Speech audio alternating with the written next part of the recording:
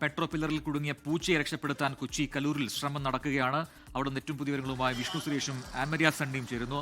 വിഷ്ണുവിലേക്കാണ്. വിഷ്ണു, അവിടെ ബസ്സൊക്കെ പോകുന്നുണ്ട്. ആൾക്കാർക്കൊരു കൗതുക കാഴ്ച എന്നോണം ഇപ്പോൾ റെസ്ക്യൂ ഓപ്പറേഷൻ അവിടെ തുടരുകയാണ്. അതേസമയം തന്നെ ആ പൂച്ചയെ എത്രയും പെട്ടെന്ന് താഴെ ഇറക്കുക എന്നുള്ളതാണ് അവർക്ക് മുന്നിലുള്ള ഒരു ടാസ്ക് എന്ന് പറയുന്നത്. പൂച്ച എവിടെയാണെന്ന് കൃത്യമായി ലൊക്കേറ്റ് ചെയ്യാൻ കഴിയുന്നില്ല എന്നവർ പറയുന്നു. മറുഭാഗത്തേക്ക് ഇപ്പോൾ അതിനെ വലയിലാക്കാനുള്ള ശ്രമങ്ങൾ നടക്കുന്നു. വിഷ്ണു, വിവരങ്ങൾ.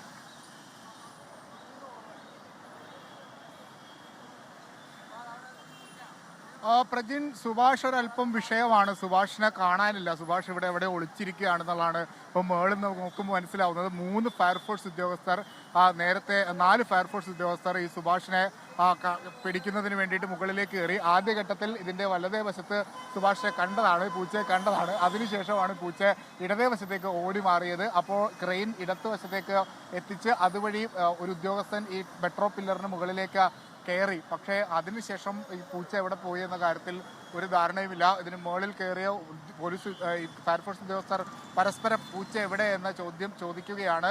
മഞ്ഞുമ്മൽ ബോയ്സിൽ ഒരു ലൂസ് അടിച്ച് സുഭാഷിനെ കരകയറ്റിയതുപോലെ തന്നെ ഈ ക്രെയിൻ ഒരു അല്പം ലൂസൊക്കെ അടിച്ച് ഈ പൂച്ചയെ രക്ഷിക്കാനുള്ള ശ്രമമൊക്കെ നടന്നെങ്കിലും അതൊന്നും നിലവിൽ സാധ്യമായിട്ടില്ല.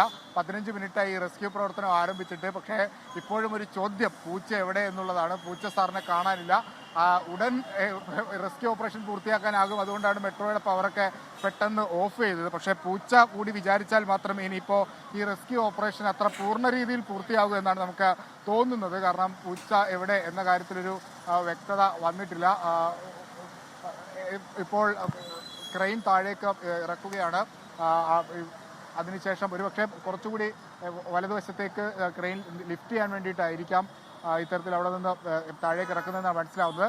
7 ദിവസത്തോളമായി ഈ മെട്രോ പില്ലറിൽ ഈ പൂച്ച കിടക്കാൻ തുടങ്ങിയിട്ട്. 2 ദിവസം മുമ്പ് കരച്ചിൽ കേൾക്കുകയും ആളുകൾ അതിനെ കാണുകയൊക്കെ ചെയ്തു. അങ്ങനെയാണ് ഇവിടുത്തെ സമീപത്തുള്ള ഓട്ടോ തൊഴിലാളികൾ അവർ മെട്രോ അധികൃതരെ അറിയിച്ചത്. മെട്രോ അധികൃതർ അപ്പോൾ തന്നെ അത് ആനിമൽ പില്ലറുകൾക്കിടയിൽ എവിടെയോ ഉണ്ട് സുഭാഷ്, ഒളിച്ചു നിൽക്കുകയാണ്. ഒരുപക്ഷെ പേടിച്ചിട്ടായിരിക്കാം. എന്തായാലും സുഭാഷിനെയും കൊണ്ടേ നമ്മൾ മടങ്ങുകയുള്ളൂ എന്നൊരു ദൃഢനിശ്ചയത്തിലാണ് അവിടുത്തെ ഉദ്യോഗസ്ഥരും ഫയർഫോഴ്സ് ഉദ്യോഗസ്ഥരും, ഒപ്പം നാട്ടുകാരും, ഒപ്പം നമ്മൾ മാധ്യമ സുഹൃത്തുക്കളെല്ലാം തന്നെ അവിടെ ഉണ്ട്. സുഭാഷിനെ കിട്ടിയിട്ട് മാത്രമേ മടങ്ങൂ എന്നാണ് നമ്മളും ഇപ്പോൾ വിചാരിക്കുന്നത്. ലോകത്തെവിടെയായാലും ഏത് സമയത്തും 24 വാർത്തകളും ഓഗ്മെന്റഡ് റിയാലിറ്റി പാക്കേജുകളും എക്സ്പ്ലെയിനറുകളും വിശദമായി കാണാൻ ഞങ്ങളുടെ യൂട്യൂബ് ചാനൽ നിങ്ങൾക്ക് സബ്സ്ക്രൈബ് ചെയ്യാം.